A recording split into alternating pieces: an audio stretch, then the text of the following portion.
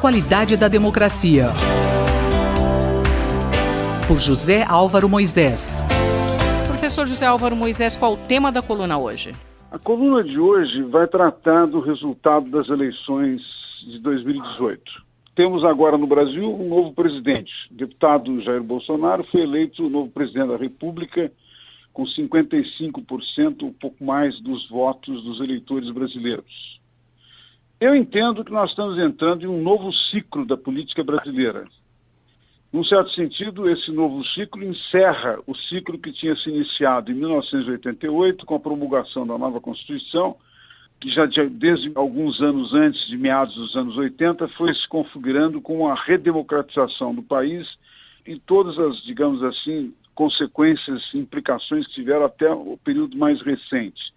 Durante esse período do que alguns chamaram da Terceira República ou a Nova República, né, o ciclo anterior, a estruturação do sistema político estava sendo dada em grande parte pela polarização entre os dois partidos importantes, o PSDB e o PT. Agora, nestas eleições, ficou claro que essa polarização perdeu espaço. E, num certo sentido, o novo ciclo que eu vejo se iniciar com a eleição de Jair Bolsonaro é um ciclo de um conteúdo extremamente conservador. A política brasileira faz uma guinada, digamos assim, do centro-esquerda ou da esquerda para uma posição de centro-direita, em alguns casos mesmo de direita. É claro que todas essas classificações são muito discutíveis, não necessariamente espelham com toda a precisão a realidade, mas é uma indicação de que nós vamos ter tempos de conservadorismo, né? Isso aparece em muitos aspectos da campanha que foi realizada por Jair Bolsonaro. E, num certo sentido, eu entendo a mudança que ocorreu um pouco no registro que foi feito por um editorial do Jornal do Estado de São Paulo no dia de hoje. O Estadão diz: a eleição de Jair Bolsonaro, que se tornou célebre por exaltar a ditadura, por defender a tortura, com declarações, inclusive, muito discutíveis, desastrosas sobre mulheres, sobre negros, sobre homossexuais, muitas vezes, inclusive, até por menosprezar instituições fundamentais da democracia, como o judiciário, né?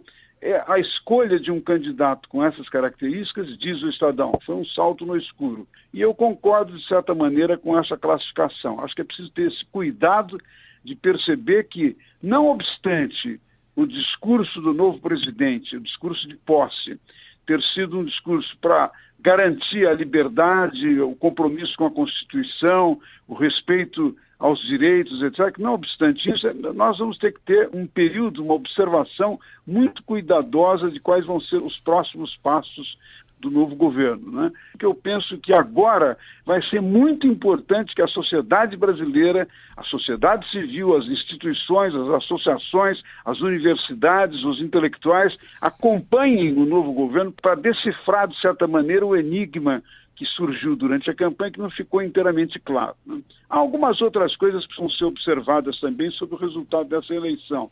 Ela indica que houve uma clara rejeição por parte da maior parte dos eleitores brasileiros em relação às práticas políticas das elites tradicionais. E mais do que isso, uma rejeição muito forte do comportamento que teve o Partido dos Trabalhadores quando foi governo. Quer dizer, num certo sentido, o ódio que existe contra o PT não se justifica por ser um ódio, mas ao mesmo tempo tem uma certa justificação por ser uma crítica ao modo como o PT conduziu o período em que esteve no governo e como se conduziu, inclusive no que diz respeito à questão tão fundamental como é a questão da corrupção na política brasileira. Mas a crítica não é só ao PT, a crítica foi também ao PSDB. Esses dois partidos, eu entendo que se não se refundarem, não se reorganizarem na sua base de uma maneira muito radical, em primeiro lugar, pedindo desculpas para a população pelos erros que cometeram, e em segundo lugar, apontando novos caminhos, correm o risco de desaparecer. Convido todos os ouvintes a voltarem a frequentar a coluna na próxima terça-feira. Muito obrigado. Eu, Simone Lemos, ouvi o professor José Álvaro Moisés.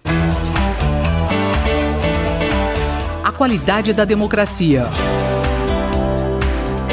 Por José Álvaro Moisés.